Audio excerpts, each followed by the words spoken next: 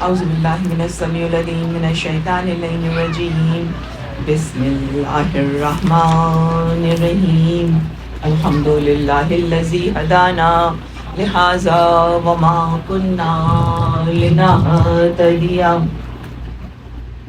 لولا ان ہدانا اللہ لقد جاءت رسل ربنا بالحق الصلاة والسلام علی النبی الأمی المکی المدنی القرشی الحاشمی المطلبی الرسول المسدد المصطفى الامجد المحمود الاحمد ابو القاسم محمد صلی اللہ علیہ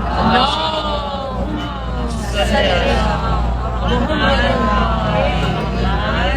الصلاة والسلام علی آلہ الطیبین الطاہرین المعصومین المظلومین انما یرید اللہ لیذہب عنکم الرجس اہل البیت ویطہرکم تطہیرا صلوات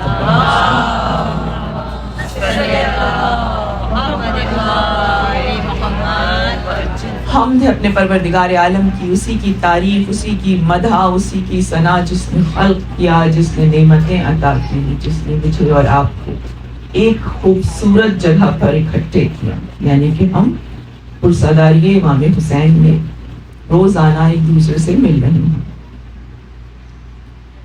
آج 8ویں منزل ہے، ہمارا مسلسل عنوان ہے سفر امام حسین علیہ السلام۔ امام نے یہ سفر کیسے طے کیا؟ شروع سے آپ کی خدمت میں عرض کر رہی ہوں کہ جو سفر امام نے طے کیا وہ 2 فولڈز تھا۔ پہلا مرحلہ جو فزیکل، جس کے اندر آپ نے سفر کیا، مختلف مقامات پر ٹھہرے، میں نے اس کی تفصیل آپ کو نہیں دی ہے، اس کے چارٹس موجود ہیں، اگر آپ مجھے ٹیکسٹ کریں گی تو میں آپ کو فارورڈ کر دوں گی، ادروائز وہ نیٹ پر بھی موجود ہے۔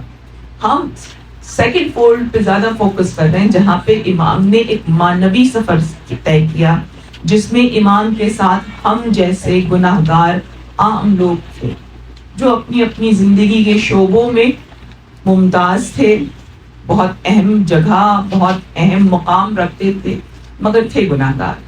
لیکن جس وقت انہوں نے امام سے ایک وعدہ کیا، اور وہ وعدہ کیا تھا کہ ظالم کے خلاف وہ امام کی مدد کریں گے، اور نہ صرف یہ کہ جب امام ظالم کو بے نقاب کریں گے تو وہ امام کا ساتھ دیں گے، بلکہ اپنی آخری سانس تک ساتھ دیں گے۔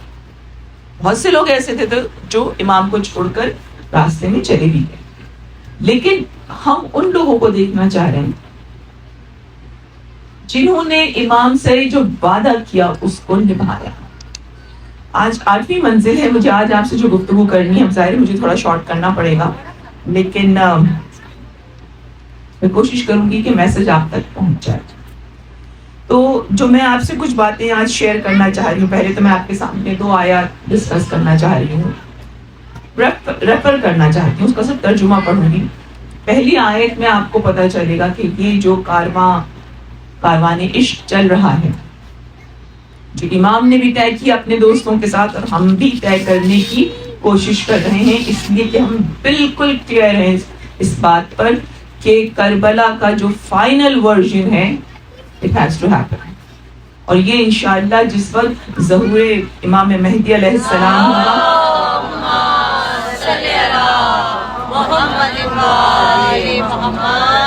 جو کہ بہت جلد، بہت قریب ہونے والا ہے، تو ہم اس میں شامل ہونے کے لیے اپنے آپ کو تیار کر رہے ہیں۔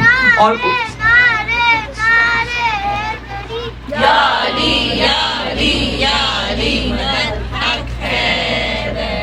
تو ہم آپ کو اس وقت جو آیات دے رہے ہیں، آپ ان کے نمبر نوٹ کر لیجئے، ان کے معنی پہ ضرور غور کیجئے۔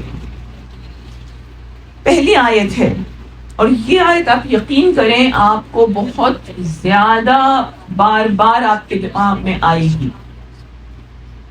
جب سے میں نے یہ آیت پڑھی تھی تب سے یہ آیت ایک امید بن کر،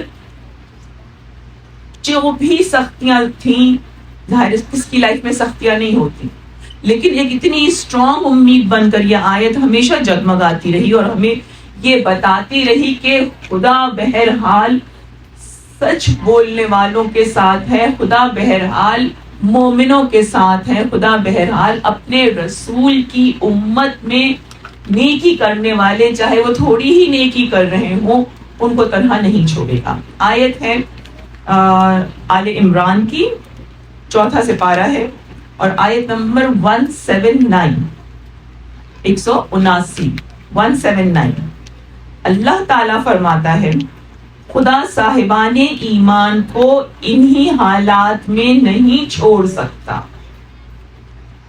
جب تک خبیث اور طیب کو الگ الگ نہ کر دے، اور وہ تم کو غیب پر مطلع بھی نہیں کرنا چاہتا، ہاں اپنے نمائندوں میں سے کچھ لوگوں کو اس کام کے لیے منتخب کر دیتا ہے، لہذا تم خدا اور رسول پر ایمان لاؤ، تقوی اختیار کرو، تمہارے لیے اجر عظیم ہے۔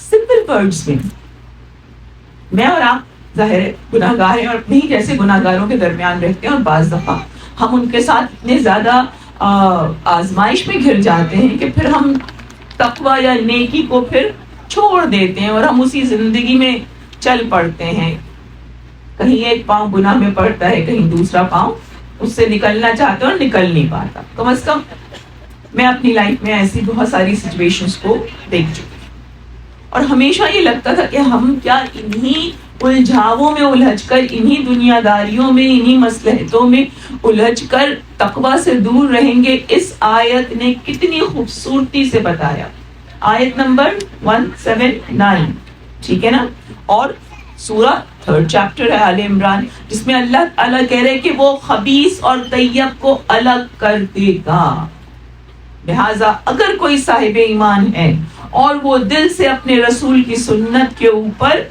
ڈٹا ہوا ہے، ان آر کیس ڈٹی ہوئی ہے، ہم خواتین ہیں تو اپنی بات کرتے ہیں، اور وہ وقت کا جو معصوم ہے اس سے کنیکٹڈ ہے، اس سے رابطے میں، اس کے اوپر ایمان رکھتا ہے، اس سے مدد مانگتا ہے اور پوری سچائی سے مدد مانگتا ہے، تو خدا پھر رستہ بنا دیتا ہے نکلنے کا، اور یہی رستہ جب نکل آتا ہے، مل جاتا ہے، خبیث اور طیب الگ الگ ہو جاتے ہیں، خبیث کہتے ہیں برے کو، طیب کہتے ہیں پاکیزہ کو، تو جب اچھا اور برا الگ ہونے لگتا ہے اس وقت پھر وہ نکلنے والا خدا کو نہ بھولے، اس وقت وہ تقوی سے اپنے آپ کو دور نہ کرے۔ ہوتا کیا ہے کہ جیسے ہی ہمارے حالات اچھے ہونے لگتے ہیں پھر ہم دنیا میں مگن ہو جاتے ہیں، اور دنیا میں مگن ہو کے بھول جاتے ہیں کہ کتنی بری سچویشن سے باہر آئے تھے اور ہمیں شکرانے کے طور پر کیا کیا کرنا تھا، جو کہ ہم بھول جاتے ہیں، اور اس کے بعد پھر اللہ تعالیٰ ہمیں یاد دلا رہا ہے، خدا تعالیٰ ہم سے فرما رہا ہے کہ تم کو کیا کرنا ہے، تو ہم نے اپنا ایک نمائندہ تم پر مقرر کر دیا ہے، تم خدا اور رسول پر ایمان لے کر آؤ اور تقوی اختیار کرے رہو، تمہارے لیے پھر جو تمہاری مصیبتیں تھیں اس کا بہت بڑا اجر ملنے والا ہے۔ حسین کے در پر آ کے بیٹھتے ہیں نا تھکے ہوئے لوگ، مزمحل لوگ، پریشان لوگ، اپنے اپنے مسائل سے گھبرائے ہوئے لوگ، اور یہاں آ کر اپنا درد دل مولا کے نام پر آنسوؤں میں بہاتے ہیں، ان کے لیے یہ آیت اتنی اسٹرینتھ دیتی ہے کہ جب تمہیں خدا الگ کر لیں برائی سے تو تم پھر پلٹنا نہیں، اس پر ڈٹے رہنا، ان قریب تمہیں جزا ملے گی۔ درود پڑھی محمد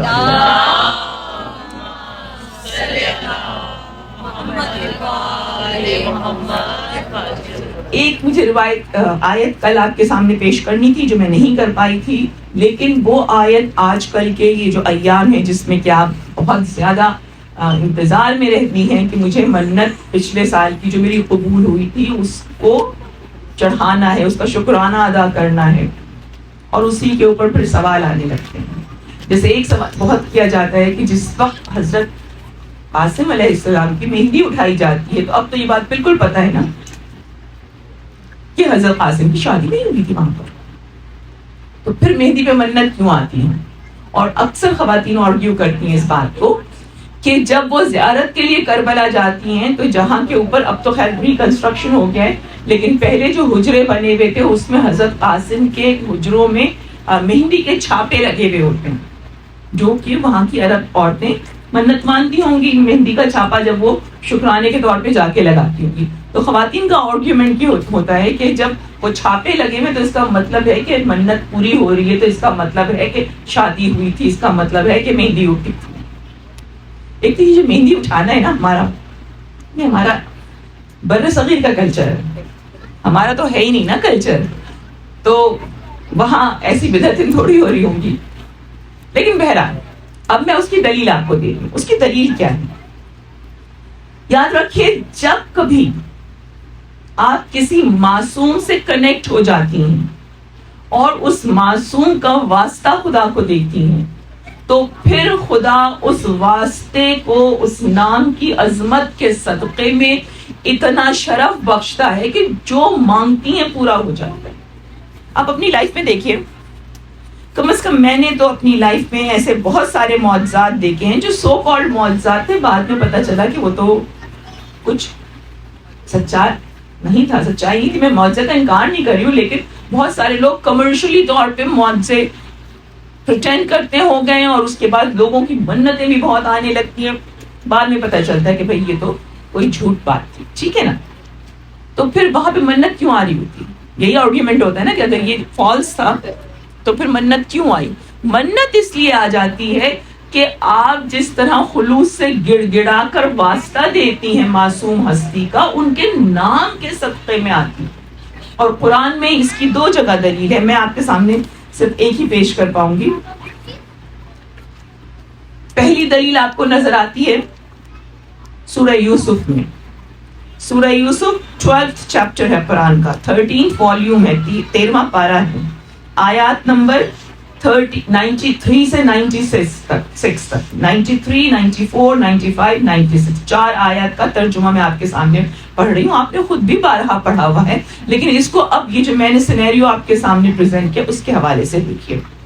یہاں پر حضرت یعقوب کہتے ہیں اپنی اولادوں سے، کب کہتے ہیں؟ جب ان کی آنکھیں بالکل سفید ہو چکی تھی اور ان کو کچھ نظر نہیں آ رہا تھا، اور وہاں سے حضرت یوسف نے اپنی قمیض، ایک خاص قمیض تھی حضرت یوسف کے پاس جو کہ حضرت ابراہیم کے زمانے سے چلی آ رہی تھی، تبرک حضرت ابراہیم کا.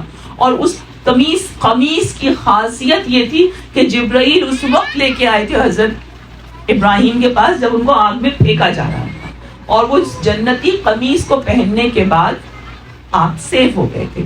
تو جس وقت حضرت یوسف جا رہے تھے، حضرت یعقوب کو پتا تھا کہ ان کے بھائی کوئی نہ کوئی ان کے ساتھ شر کریں گے، تو انہوں نے وہ قمیض پہنا دی تھی. اور امام کہتے ہیں اسی قمیض کے پہننے کی وجہ سے یوسف کنویں میں گرنے کے بعد بھی 3 دن تک سروائیو کرتے رہے اور بہت آرام سے کرتے رہے. تو وہی قمیض اب حضرت یوسف حضرت یعقوب کو بھیج رہے ہیں. حضرت یوسف کہاں پر تھے؟ ایجپٹ میں، مصر میں تھے نا، اور یہ لوگ حضرت یعقوب کہاں تھے؟ کنعان میں. بہت فاصلہ تھا. لیکن جب یہ بھائی ان کے وہاں سے قمیض لے کے چلے ہیں تو اب قرآن اس کو اپنی آیات میں پیش کر رہا ہے. 93rd آیت، یعقوب کہتے ہیں، یوسف کہتے ہیں جاؤ میری قمیض لے کر جاؤ اور بابا کے چہرے پر ڈال دو، ان کی بینائی آنکھوں کی روشنی پلٹ آئے گی، اور اس مرتبہ جب واپس آنا میرے پاس تو پورے گھر کو لے کر آنا، تمام گھر والوں کو لے کر آنا.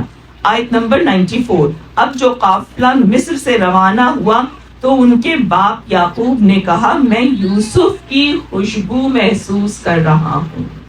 ابھی مصر میں ہے قمیض اور حضرت یعقوب یہاں پر ہیں، لیکن چونکہ نبی خدا ہیں، معصوم ہیں، تو فرماتے ہیں کہ مجھے یوسف کی خوشبو آ رہی ہے. اگر تم لوگ مجھے سٹھیایا ہوا نہ کہو، چونکہ ان کے بچے جو تھے ان کو بہت بلیم کرتے رہتے تھے کہ آپ ہر وقت روتے رہتے ہیں، آپ ہر وقت روتے رہتے ہیں. تو ظاہر وہ بھی تھوڑے سے کانشیس تھے، لیکن انہوں نے کہا کہ مجھے میری بات پہ اگر یقین کرو تو میں یوسف کی خوشبو محسوس کر رہا ہوں. ان لوگوں نے کہا خدا کی قسم آپ اب بھی اپنی پرانی سوچ پر رہ رہے ہیں. 95 اب 96 شروع ہوئی ہے. اس کے بعد جب بشیر نے آ کر قمیص کو یعقوب کے چہرے پر ڈالا تو وہ دوبارہ صاحب بصارت ہو گئے، اور انہوں نے کہا میں نے تم سے نہ کہا تھا میں اللہ کی طرف سے وہ جانتا ہوں جو تم نہیں جانتے. اب اس کو سمجھنے کی کوشش کیجیے. حضرت یعقوب کے پاس حضرت یوسف کی قمیض آئی اور اس کو ڈال دیا, صرف چہرے پر ڈالا, کچھ اور نہیں کیا ہے, صرف چہرے پر ڈالا ہے, وہ ٹچ ہوئی ہے. یہ بھی نبی ہیں, وہ اگر نبی ہیں تو یہ تو ان سے زیادہ بزرگ نبی ہیں نا. لیکن آپ دیکھیے ایک نبی کو دوسرے نبی کے لباس کے ٹچ ہونے سے کتنا فائدہ ہوا کہ پوری کی پوری ان کی بینائی, ان کی آئی سائٹ, ان کا ویژن بحال ہو گیا. تو یہ کیسے ہوا؟ جب یہ قمیض معصوم سے وابستہ ہو گئی. یہ قمیض یوسف تھی, یہ قمیض ابراہیم تھی. تو جب آپ اس نیت سے کہ یہ کسی خدا کے بندے کی, ایسے بندے کی جو خدا کو بہت عزیز ہے, بہت نزدیک ہے, آپ اس کے نام سے منسوب کر کے, اب چاہے مہندی اٹھائیں گی, چاہے سیرا اٹھائیں گی, چاہے تابوت اٹھائیں گی, چاہے علم اٹھائیں گی, آپ کو اس سے فائدہ ملے گا, اس لیے کہ یہ سنت پیغمبر چلی آ رہی ہے. تو جب آپ یہاں پر کھڑی ہوتی ہیں, اس لیے کہ آپ کے بچے یہ اعتراض بہت کرتے ہیں کہ آپ کیسے یہ لکڑی اور یہ کپڑا اور اس کے اندر آپ سمجھتی ہیں کہ آپ کو شفا مل جائے گی. ملتی ہے.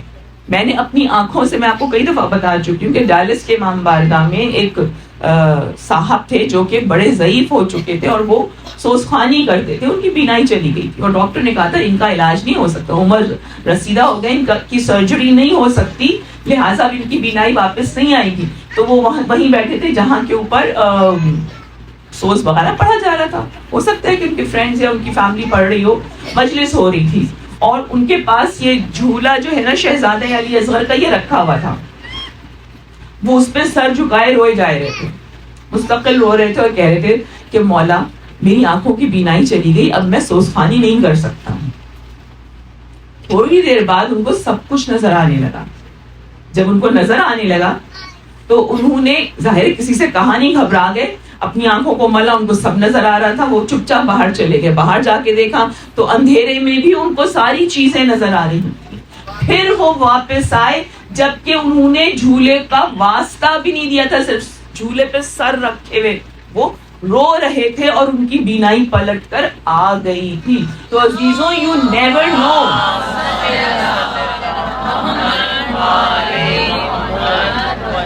کہ آپ کی کس لمحے کی فریاد, کس لمحے کی دعا یہاں جو ہستیاں آتی ہیں وہ سنتی ہیں, دیکھتی ہیں, جواب دیتی ہیں. آپ کا عقیدہ ہونا چاہیے کہ میں جس کے واسطے سے دعا کر رہی ہوں, اب چاہے وہ عباس ہو, چاہے وہ علی اصغر ہو, چاہے وہ علی اکبر, چاہے وہ قاسم ہو, لیکن یہ وہ ہستیاں ہیں جنہوں نے اپنی جان خدا کے نام کے لیے نچھاور کی تھی, اور آج بھی دین انہی کے صدقے میں قائم ہے. جب آپ اس ایمان کے ساتھ سوال کرتی ہیں تو آپ کو جواب ملتا ہے. یہ آیت ضرور مارک کر لیے گا, زندگی رہی تو کبھی آپ کو دوسرا ریفرنس بھی انشاءاللہ ضرور دوں گی.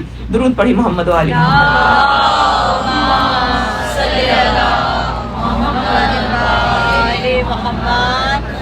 اچھا, اب میں آپ کے سامنے یہ چارٹس ابھی ان کو دوں گی, پیسرا کو. یہ ہماری دو, میرا ارادہ تھا کہ یہ میں آپ کے ساتھ خود شیئر کروں گی ون بائی ون, لیکن آف کورس ٹائم نہیں ہے. لیکن میں پیسرا سے ریکویسٹ کروں گی کہ وہ اس کو یہاں پر پوسٹ کر دیں کہیں بھی ایسی جگہ پر جہاں آپ اس کو پڑھ سکیں. اس کے اندر دو پوسٹرز ہیں. ایک پوسٹر ہے جس کے اندر لکھا ہوا ہے اینیمیز آف امام حسین علیہ السلام, امام حسین علیہ السلام کے دشمن. 7 دنوں میں ہم نے کیا کیا ہے, 7 دنوں میں ہم نے وہ ساری کوالٹیز ڈسکس کی ہے نا کہ جو امام کے دشمنوں میں تھی, رائٹ. ہمیں وہ اپنے اندر ڈھونڈنی ہے. یہ جو شب عاشور آ رہی ہے, اس کی ایکسرسائز کیا ہے, چاہے اس کو نوٹ کر لیں, چاہے اس کی تصویر لے لیں, اور پھر گھر جا کے دیکھ لیجیے گا. سادے لفظوں میں میں نے لکھنے کی کوشش کی, اردو انگریزی دونوں میں. تو آپ یہ دیکھنے کی کوشش کریں کہ یہ صفت کہیں خدا نہ کرے ہمارے اندر تو نہیں موجود ہے. اگر آپ کو لگ رہی ہے اور آپ اس عہد کے ساتھ اس پر شہزا پر روز آ رہی ہیں کہ میں اپنے اندر کی خامیوں کو دور کروں گی, اگر وہ حسین کے دشمنوں میں تھیں تو میں ڈھونڈوں گی اور تھوڑی سی بھی ہوگی تو میں اس کو ڈھونڈ کے دور کرنے کی کوشش کروں گی. کیوں؟ تاکہ میں اب اس وقت کے حسین کے ساتھ کھڑی ہو سکوں. یہ آپ کو عہد کرنا ہے. یہ آپ کا عہد کون سا ہے؟ یا لیتنی کنتو معہم فافوز فوزا عظیما، کہ ہم کاش اس دن ہوتے تاکہ وہ جو ایک الٹیمیٹ ٹرمپ تھا، یقینی کامیابی تھی، تو اس یقینی کامیابی میں ہم بھی شریک ہو جاتے. یہ آپ کی آرزو ہے نا، اور ہونی چاہیے. اس مجلس میں آنے کا مقصد یہی ہے. تو اس کے اندر ایک صفحے کے اوپر دشمنان امام حسین کی عادتیں لکھی ہوئی ہیں، اور دوسرے صفحے پر جو کچھ امام حسین کی کوالٹیز تھیں جو ان کے دوستوں میں نظر آنے لگی تھیں، وہ آپ کو اپنے اندر پیدا کرنی ہے. کل تک ہم نے اس کے اوپر بڑی تفصیل سے گفتگو کی تھی کہ امام کے اندر، امام کے دوستوں کے اندر کون کون سی کوالٹیز تھیں. اب وہ میں چونکہ یہ آپ یہاں پہ پوسٹ ہو جائے گا تو انشاءاللہ آپ اس کی تصویر کھینچ لیجئے گا.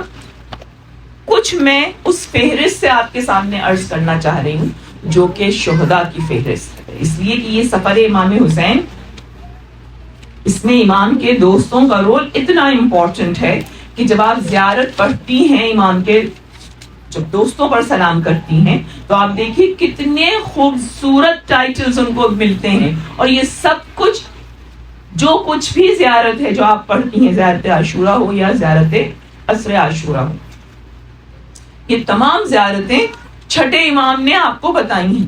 اور جب چھٹے امام نے بتائی ہیں تو آپ نے ارشاد فرمایا ہے، آپ نے یہ بات کہی ہے کہ یہ زیارت مجھے میرے بابا نے، ان کے بابا کون تھے؟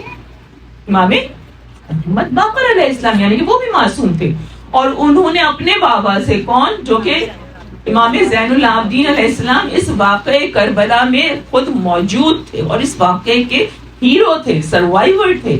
ان کو کس نے دی؟ ان کو خود امام حسین علیہ السلام نے دی. اور امام حسین علیہ السلام کو کس نے یہ زیارت دی تھی؟ امام علی علیہ السلام نے. اور امام علی کو کس نے دی؟ امام علی کو یہ زیارت رسول اللہ نے دی تھی. رسول اللہ کو جبرائیل نے دی تھی. اور جبرائیل کو یہ زیارت کہاں سے ملی تھی؟ جبرائیل کو یہ زیارت آسمان کے اوپر، عرش کے اوپر لوح محفوظ سے ملی تھی، خدا کے حکم کے ساتھ کہ اس زیارت کو لے کر جاؤ. تو اب جو ہمارے درمیان کوئسچن شروع ہو جاتے ہیں نا کہ اس میں تو فلاں پہ لعنت ہے، تو فلاں پہ ہے، تو ہم نام نہ لیں، نہیں، یہ سب کچھ حدیث قدسی ہے، خدا کا اپنا کلام ہے، بذریعہ جبرائیل امین آیا ہے. اور اس کو چھپایا ہوا اس لیے تھا کہ اس وقت کی حکومت آپ کو پتہ ہے کتنی ظالم تھی، رائٹ؟ لیکن جیسے ہی حالات بہتر ہوئے امام نے اس کو دے دیا. اب اس میں آپ اصحاب کے لیے دیکھیے کتنے خوبصورت الفاظ استعمال ہوئے کہ کہا گیا ہے کہ آپ نہ صرف امام کے صحابہ ہیں، امام کے فرینڈز ہیں، امام کے ڈیفینڈرز ہیں، بلکہ آپ تو حسن مجتبیٰ کے بھی ہیں. سب سے زیادہ جو قلت کا شکار تھے، شارٹ تھے، جن کے فرینڈز، وہ حضرت امام حسن علیہ السلام تھے. تو یہ صحابہ ان کے بھی فرینڈز ہو گئے. پھر کہتی ہیں آپ کہ یہ آپ تو امام علی کے اصحاب ہیں، یعنی آپ امام علی کے بھی ڈیفینڈرز ہیں. اور پھر بہت بڑا جملہ کہتی ہیں، اس جملے کی گہرائی کو سمجھنے کی کوشش کیجیے گا کہ آپ کہتی ہیں کہ آپ تو جناب فاطمہ تک کے صحابی ہیں. جناب فاطمہ کتنی تنہا تھیں، اتنی ہی تنہا تھی کہ آپ کے ساتھ کیا ظلم نہیں ہوا ہے. آپ کے اپنے گھر میں، آپ کے بابا کے شہر میں، ان کی قبر کے سامنے، اور بی بی اس وقت پکارتی رہی، امام علی آواز دیتے رہے، کوئی ان کی مدد کے لیے نہیں آ رہا تھا.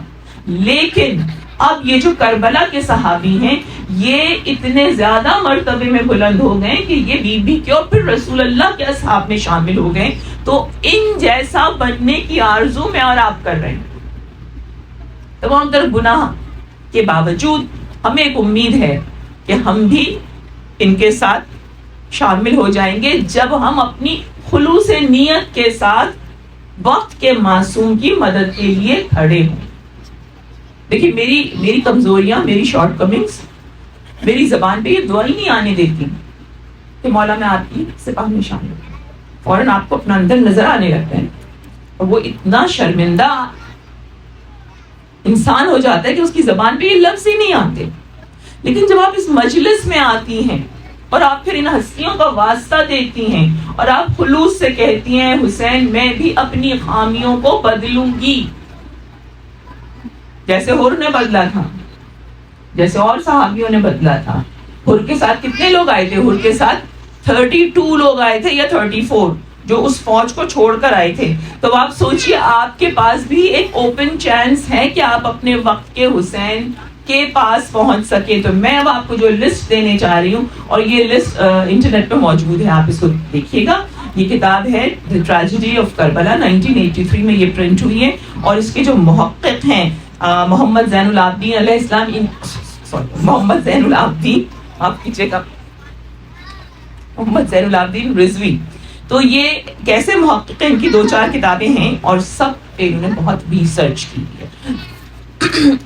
یہ بتاتے ہیں کہ جو کربلا کے شہید ہیں ان کی تعداد تو مشہور ہے 72، رائٹ، لیکن as a matter of fact انہوں نے 106 نام لکھے۔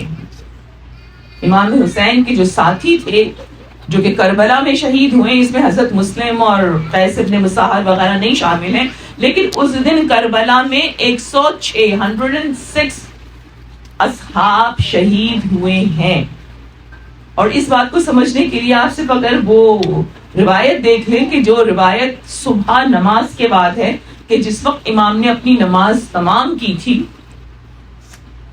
کربلا میں روز عاشور 2 دفعہ قسم کھائی گئی ہے اللہ کی ذات کی، اور اللہ سے کہا گیا کہ تو گواہ ہے نا، 2 قسمیں۔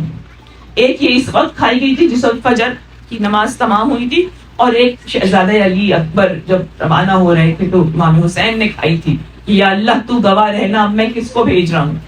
جو رفتار، گفتار، کردار، 6 چیزیں امام نے پوائنٹ آؤٹ کی تھی کہ یہ اس میں ایگزیکٹلی تیرے رسول جیسا تھا۔ تو یہ امام کی گواہی تھی۔ صبح فجر کے وقت عمر ابن سعد نے گواہی دی تھی، اس سے بھی کہا تھا اے اللہ تو گواہ رہنا۔ جب ایک انسان باطل پر اڑ جائے اور دنیا دار بن جائے تو پھر اس کو ایسی قسم کھانے پر بھی کوئی شرم نہیں آتی۔ اللہ کی قسم کھا رہا ہے اور کہہ رہا ہے اے اللہ تو گواہ رہنا کہ پہلا تیر میں چلا رہا ہوں حسین ابن علی پر۔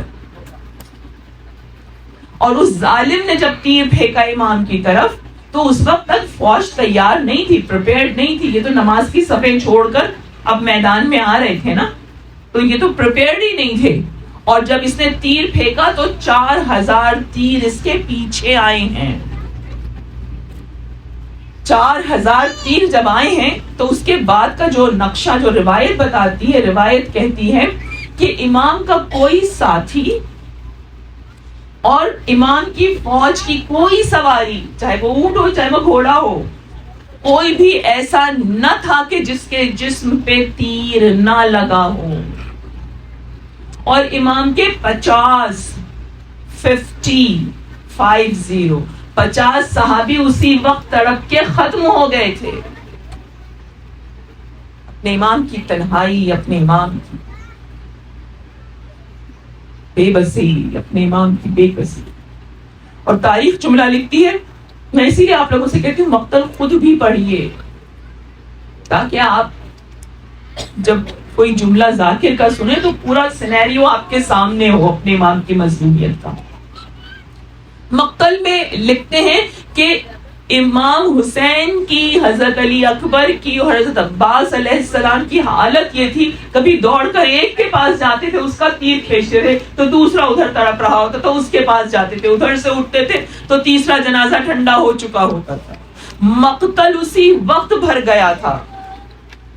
50 شہداء کی لاشیں اٹھا کے اس خیمے میں لے جا کر امام نے اور علی اکبر نے اور حضرت عباس نے رکھی تھی، جس کو کہ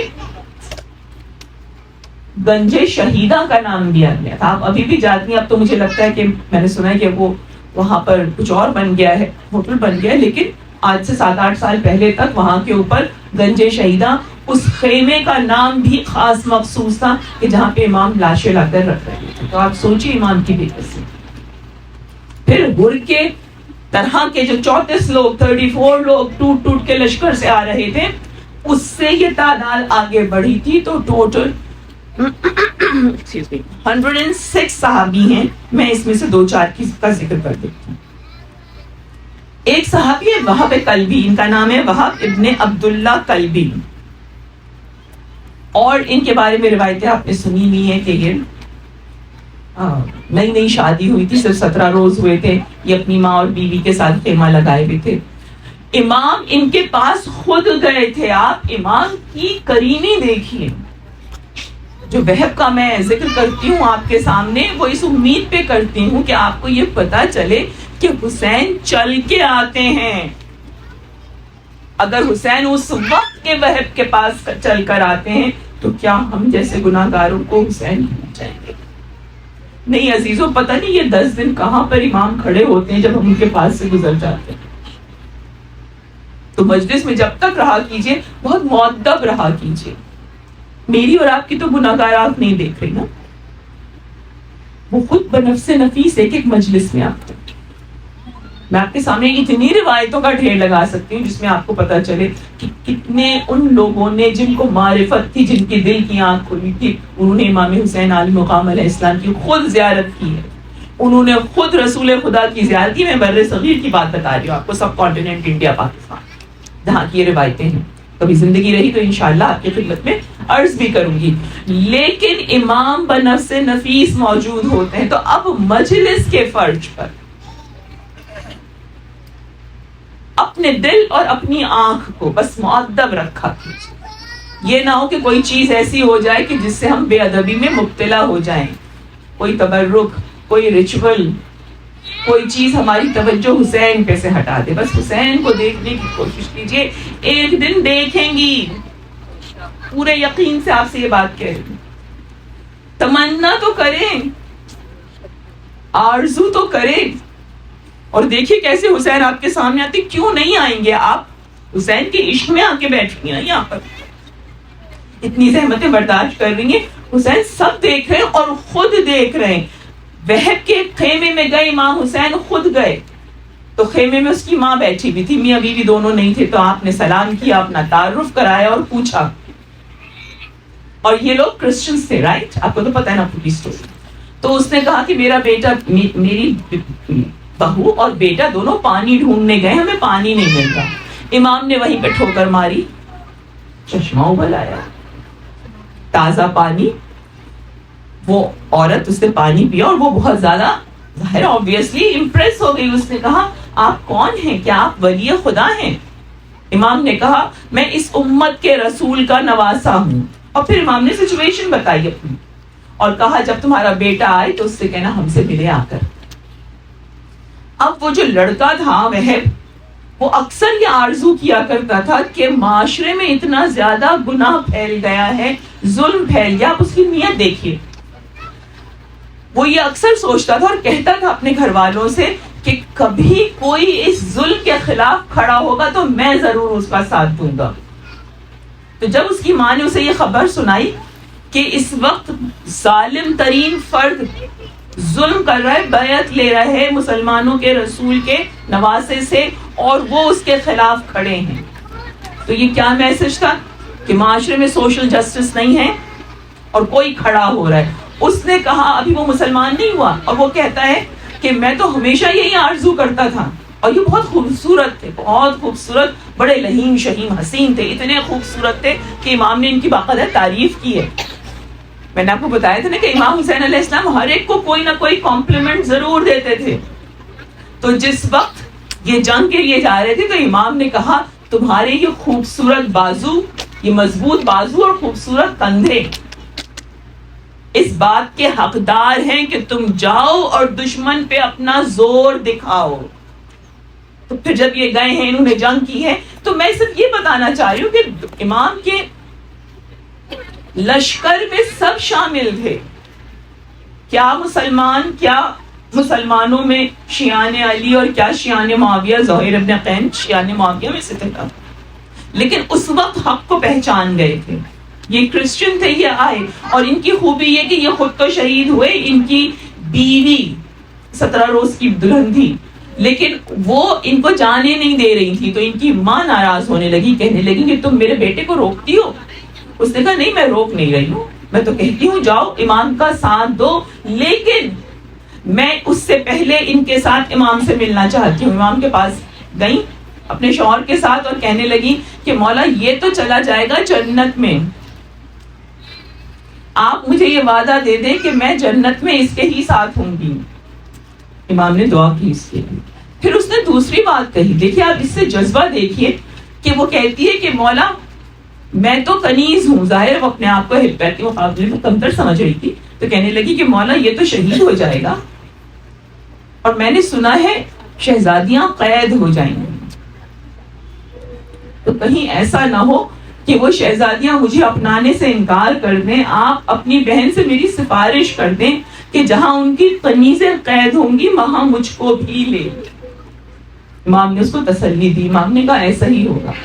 لیکن جب اس کا شوہر شہید ہوا ہے، وہ جب لڑ رہا تھا تو یہ ان کے پاس پہنچ گئی تھی، اور اس کے بعد پھر انہوں نے امام نے ان کو واپس بلا لیا، یہ واپس آ گئی۔ جب شوہر شہید ہو گیا تو شمر کی پوری کوشش یہ ہوتی تھی کہ شہید ہوتے ہی گردن اتار دی جائے، سر قلم کر دیا جائے، اس سے پہلے کہ امام آئے۔ میں نے آپ کو پہلے دن بتایا تھا نا امام کتنی تیزی سے جاتے تھے، کیوں جاتے تھے؟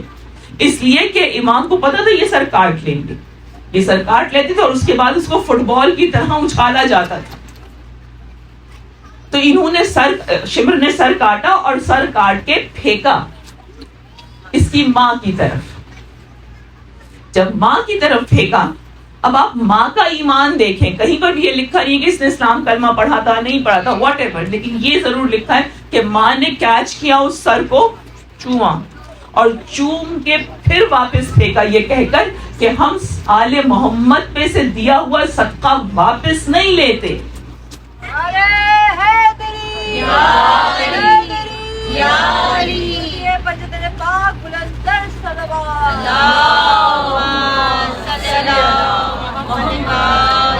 اور اس کے بعد پھر ایسا مارا کہ قاتل کو جا کے لگا اور قاتل اسی وقت مر گیا، اور اس کی بیوی بیٹھی رو رہی تھی جنازے کے اوپر۔ تو شمر نے اپنے غلام کو بھیجا کہ جا اس کو قتل کر دے۔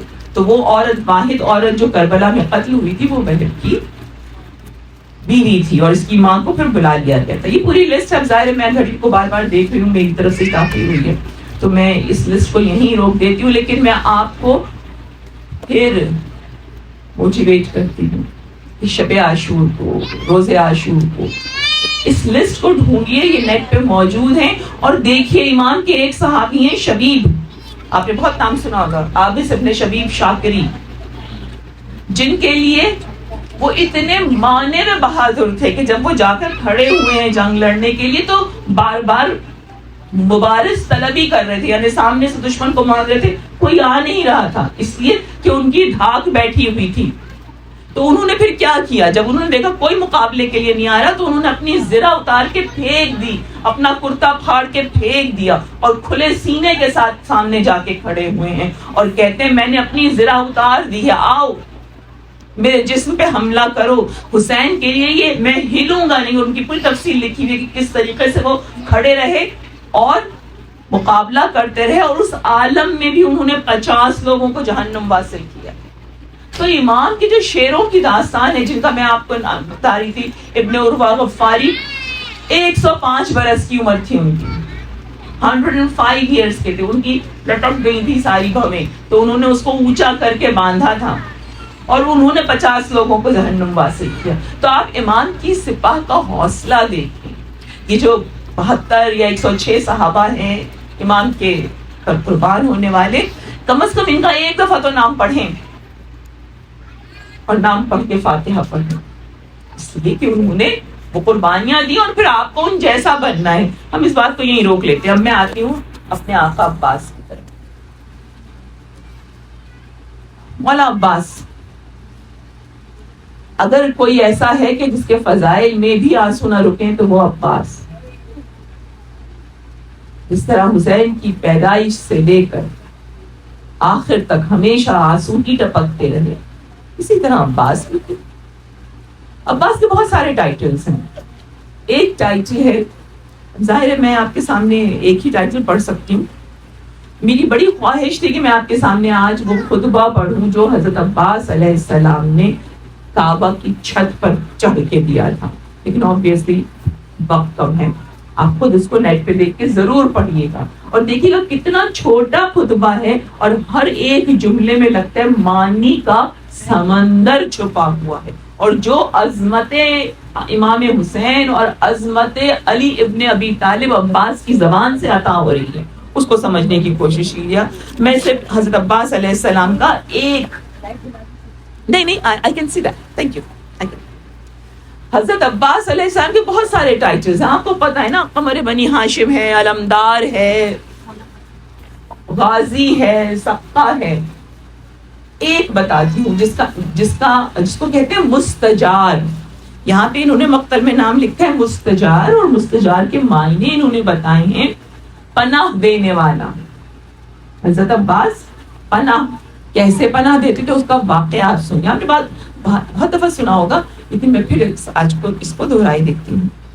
ایک بہت مشہور مرثیہ گو تھے, آپ کو پتہ ہے نا, جو مرثیہ پڑھنے والے ہوتے ہیں, جو ماتم کرنے والے ہوتے ہیں, جو ذکر کرنے والے ہوتے ہیں, ان کے لیے جب آتا ہے نا بقرعید کا ذی الحج کا مہینہ تو بس محرم کی تیاری شروع ہو جاتی. وہ اپنی اپنی جو بھی استطاعت ہے اس کے حساب سے تیاری کرتے ہیں کہ مولا کی بارگاہ میں کس طرح نذرانہ عقیدت پیش کریں گے. اور مرثیہ گو کا بہت بلند مقام ہے. اس کو ایک بند پڑھنے پر ایک قصر ملتا ہے جنت میں, بہت اونچے مقام پر ایک قصر. اور یہ سب شاعر کے لیے نہیں, یہ کسی بھی پڑھنے والے کے لیے ہے. تو مرثیہ گو کا بہت احترام کیا کیجیے, اس لیے کہ ان کا احترام خود ہمارے ائمہ کرتے تھے, ان کو اوپر بٹھاتے تھے, خود نیچے بیٹھ کے سنتے. ہم لوگ تو مرثیہ گو کو بالکل بھی اہمیت نہیں دیتے. جب وہ بیچاریاں پڑھ رہی ہوتی ہیں تو ہم باتیں کر رہے ہوتے ہیں اور ٹائم دیکھ کر ایسے آتے ہیں.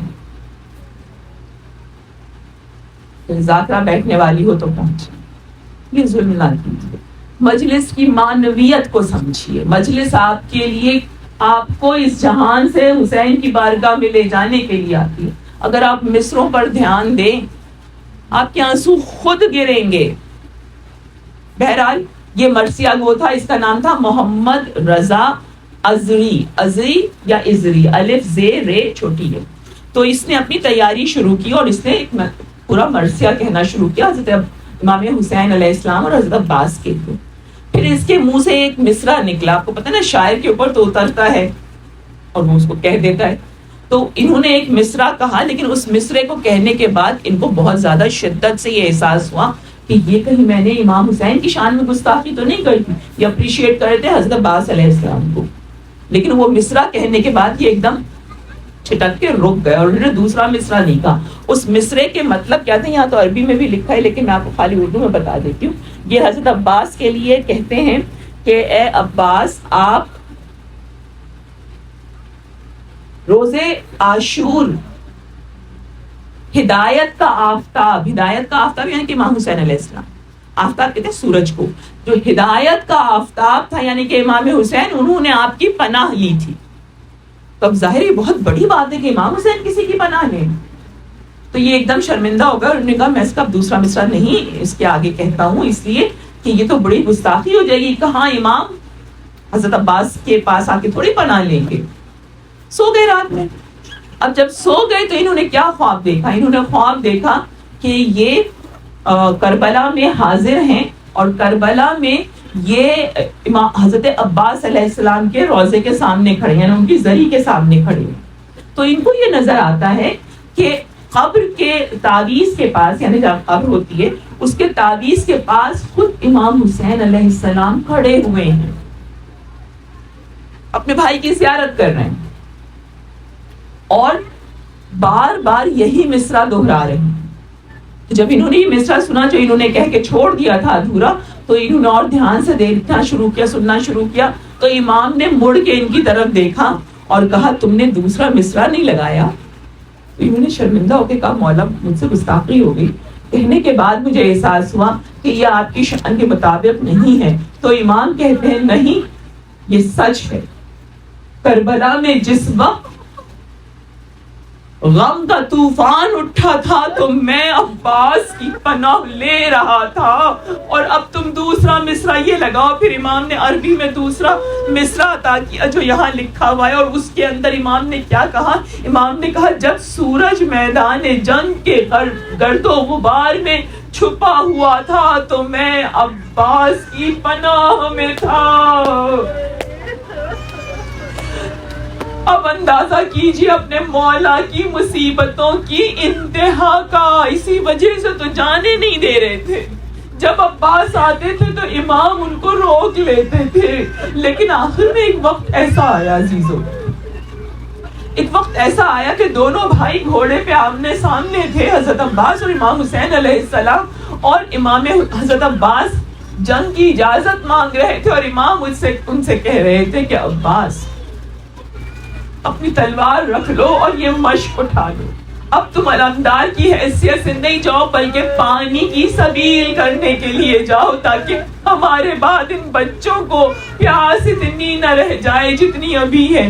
عزیزو, تاریخ کہتی ہے کہ یہ دونوں بھائی ایک دوسرے کو دیکھ رہے تھے کہ اتنے میں انہیں سسکنے کی آوازیں آئیں, اور انہوں نے جو مڑ کے دیکھا دونوں نے, تو انہوں نے دیکھا کہ وہ جو خیمہ تھا جس میں پانی کی مشقیں 3 دن پہلے تک رکھی ہوئی تھی, اس کی زمین قدر نرم تھی, نم تھی, تھوڑی سی گیلی تھی. آل محمد کے بچے اس کے اوپر اوندھے لیٹے ہوئے تھے, اپنے کرتے ہٹا کے اس ٹھنڈی زمین سے اپنی پیاس کو. نیم بے ہوش بچے سسک رہے تھے, بس عباس سے برداشت نہیں ہوا, حسین سے برداشت نہیں ہوا. دونوں نے گھوڑوں کو ایڑ لگائی اور دشمن کے پروں میں گھس گئے, دستوں میں گھس گئے. اب جب یہ دشمن کے درمیان میں گھسے ہیں تو ظاہر ہے دشمن نے چاروں طرف سے گھیر لیا تھا ان کو. اور یہ ذہن میں رکھے گا مولا عباس کے پاس تلوار نہیں تھی, فقط ایک نیزہ تھا, ایک نیزہ تھا, ایک علم تھا, ایک ڈھال تھی, اور ایک مشق سکینہ تھی. اب مشق کو بھی چھپانا ہے, جنگ بھی کرنی اور نیزے سے جنگ کرنی ہے. تو امام حسین کی کیا اسٹریٹجی تھی؟ امام حسین زیادہ سے زیادہ فوج کو اپنے حملوں سے انگیج کرنا چاہ رہے تھے تاکہ حضرت عباس کو موقع ملے اور آپ دریا کی طرف چلے جائیں. دریا کی طرف جانا آسان نہیں تھا, 10,000 کا دستہ روکے ہوئے تھا. اس 10,000 کے دستے کے بیچ میں گھس کر عباس کو جانا تھا, اور وہاں 4,000 کا دستہ حفاظت کر رہا تھا پانی کی. عزیزوں, کوئی تصور ہی نہیں کر سکتا ام البنین کے بیٹے نے کیسے ایک نیزے سے پوری فوج کو نہ صرف دھکیلا بلکہ قبضہ بھی کر کے دکھایا گھاٹ پر. سلام اس شجاعت عباس پر کہ جو حکم حسین کے پابند ہونے کے باوجود اس طریقے سے ظاہر ہو رہی تھی. فوج کو دھکیل دیا, فوج کو دھکیل کر پانی میں اترے, پانی میں اتر کے مشق کو بھر لیا. اب جب مشق کو بھر لیا تو آخر میں بس اس پانی کے چلو کو اٹھا کے ایک بار اس میں جھانک کے دیکھا. کہیں سکینہ کے سوکھے لب نظر آئے, کہیں اصغر کا ڈھلکا ہوا منگا نظر آیا. آپ نے پانی کو پھینک کر کہا, وائے ہو تجھ پر, تف ہو تجھ پہ, تو بہ رہی ہے, وہاں آل محمد کے بچے پیاس سے مر رہے ہیں.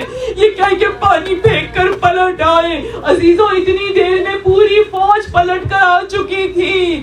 اب حضرت عباس اس راستے سے نہیں جانا چاہ رہے. دیکھیں, حضرت عباس کے مسائل کسی کی سمجھ میں آتے نہیں ہیں, لیکن اگر چشم تصور سے دیکھیں تو آپ کو یہ ریالٹی لگے گی کہ حضرت عباس اب جب پلٹے ہیں, تلوار تو آپ سے مولا نے لے لی تھی نا, آپ کے صرف ایک بغل میں ایک نیزہ دبا ہوا تھا, دوسرے بغل میں آپ نے علم حسینی کو اٹھایا ہوا تھا.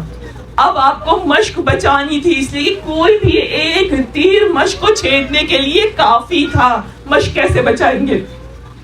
حضرت عباس نے مشق کو گھوڑے کی پشت پہ رکھا, اور آپ نے سنا ہے نا, ان کا بہت لمبا قد تھا, بہت لہیم شہیم تھے. اپنے آپ کو مشق کے اوپر ڈھال بن کے لٹا لیا اور اپنے دونوں ہاتھوں کو گردن میں گھوڑے کی ڈال دیا, اور بار بار اس سے کہتے ہیں, آج تیرا اور میرا دونوں کا امتحان ہے, حق وفا پورا کر دے, اس پانی کو پہنچا دے, یہ نہیں کہتے مجھے پہنچا دے, خود تو پہنچ ہی نہیں سکتے تھے, اتنے تیر لگ رہے تھے عباس کے جسم کے اوپر. سب کی کوشش تھی مشق چھپ جائے, عباس کی کوشش تھی مشق بچ جائے, اپنے جسم کو ڈھال بنا کے مشق کے اوپر گرایا ہوا تھا. گھوڑا دوڑ رہا ہے. اب یہاں پر چھٹے امام کا ایک بڑا سمپل سا جملہ ہے, اس کو سمجھیے گا اور اس پہ پھر بہت کریا کیجیے گا اکیلے میں بیٹھ کر. حضرت امام جعفر صادق کہتے ہیں کہ جب عباس واپس پلٹے ہیں پانی لے کر, تو وہ اپنی نگاہوں سے چاروں طرف یہ دیکھ رہے تھے, جنگل میں سے آ رہے ہیں اور جنگل میں چھپ کر نکل رہے, اور چاروں طرف یہ دیکھتے جا رہے ہیں کہ کہاں پر کم دشمن ہے تو میں وہاں سے نکلوں. اور دشمن جو تھے وہ پیڑوں کے پیچھے چھپ چھپ کے تیر پھینک رہے تھے, یہاں تک کہ فاصلہ خیام کے لیے بہت خیموں کے نزدیک پہنچ چکے تھے حضرت عباس. جب عمر ابن سعد نے ہرملہ کو بلایا اور ہرملہ سے کہا یہ تیر, اچھا اس سے پہلے دونوں بازو کٹ چکے ہیں, دونوں ہاتھ کٹ چکے ہیں. ہاتھ کٹنے کے لیے ذہن میں رکھیے گا کہ دشمن اتنا ہی قریب آ جائے کہ تلوار مار دے, ورنہ تو دور سے تیر پھینک رہے تھے, نیزہ پھینک رہے تھے, لیکن انہوں نے دیکھے دونوں ہاتھ انگیج ہیں, دونوں ہاتھ گردن میں لگے ہوئے ہیں, تو دونوں ہاتھ کٹ گئے. اور حضرت عباس کا رجس پڑھیے گا جہاں پہ آپ کہتے ہیں کہ اے عباس تیرا دونوں ہاتھ کٹ گئے لیکن ابھی بھی ٹھہرنا نہیں, تیرے دین میں یہ ہے ہی نہیں کہ تو عشق حسین میں پیچھے رہ جائے. اتنے میں ہرملہ آیا اور ہرملہ نے تاک کے اپنا وہ تیر جو کہ 9 فٹ لمبا تھا, جس کی 3 نوکیں تھیں, عباس پہ یہ کہہ کے پھینکا کہ ان 3 میں سے کوئی ایک نوک تو لگے گی نا مشق تک. اور واقعتاً ایک مشق کمر عباس کو توڑتے توڑتے مشق سکینہ میں بھوکی. وہ جو گرم گرم پانی, گرم گرم خون بہ رہا تھا, عباس نے محسوس کیا اب اس میں پانی مل چکا. بڑی حسرت سے دیکھا آسمان کی طرف, ابھی بھی مشق کے اوپر جھکے میں تھوڑا پانی بچ جائے. اب ظالم نے کیا کیا, ایک ظالم آیا, اس نے دیکھا ہاتھ تو دونوں ہے نہیں, عباس کو گھوڑے سے گرانا ہے تاکہ مشق کا سارا پانی گر جائے. اس نے گرز اٹھا کر عباس کے سر پہ مارا. عباس کا سر نہ صرف 2 ٹکڑے ہوا بلکہ میرا آقا زمین پر آیا. اور زمین پہ آنے کے بعد میں آپ کو کتنی کتابیں دکھا دوں جو یہ کہتی ہیں کہ زمین پر آقا گرے, گھٹنوں کے بل گرے, کیسے اٹھے کوئی نہیں جانتا, لیکن گھٹنوں پر بیٹھ کر عباس نے نہ علم گرنے دیا نہ نیزہ نکلنے دیا, بلکہ اس نیزے سے 32 فوجیوں کو نارے جہنم کی طرف بھیج دیا. جو عباس کے نزدیک آتا تھا اسے کٹے ہوئے ہاتھوں میں تھامے ہوئے نیزے سے واصل جہنم کرتے تھے. اور دوسری ایک بات, یہ میری بڑی تاکید ہوتی ہے, کبھی یہ نہ کہیے گا کہ عباس کا علم گر گیا, نہیں, جب تک عباس کے جسم میں روح تھی علم لہراتا ضرور آئی, گرا نہیں ہے. جب روح عباس نکل گئی تو علم حسینی گرا. اور یہ جو عباس کا لاشا نہیں اٹھا تھا, یہ اس لیے نہیں اٹھا تھا کہ جب حسین پہنچے ہیں عباس کے اوپر اتنے لوگ حملہ کر رہے تھے, اتنی تلواریں مار رہے تھے. شیخ مفید اپنے مقتل میں لکھتے ہیں کہ حسین نے ایک بار دیکھا کہ عباس کی لاش پہ لوگ جھکے ہوئے تلواریں مار رہے ہیں, کیونکہ ہر ایک کو انعام ملتا ہے نا حاکم سے جب کہتے کہ ہم نے بھی عباس کو تلوار ماری ہے. تو شیخ مفید کہتے ہیں حسین کہاں تو اپنی کمر تھامے ہوئے تھے, کہاں کمر کو کس کر باندھا, اور اب رجس پڑھتے جا رہے, کہتے جا رہے کوفیوں حسین کو بھائی کے لاشیں تک آنے دو, اے شامیوں ہٹو میرے بھائی کو چھوڑو کہ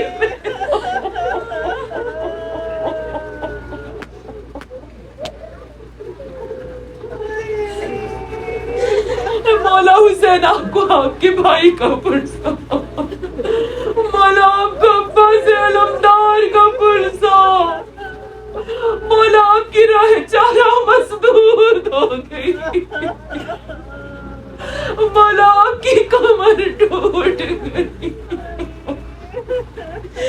مولا آپ کی کنیزیں آپ کو آپ کے بھرے گھر کا پرسہ دیتی ہے اور آپ سے سب یہی سوال کرتی ہے، مولا ہمیں اور ہماری اولادوں کو امام زمانہ تک پہنچا دیجیے گا۔ مولا کہیں ہماری یہ گریہ وزاری بیکار نہ جائے، ان آنسوؤں کو قبول کر کے ہمیں پاک و طاہر کر دے۔ مولا ہمارے بچوں کو امام کی معرفت دے دے۔ اللہ لعنت اللہ علی القوم الظالمین۔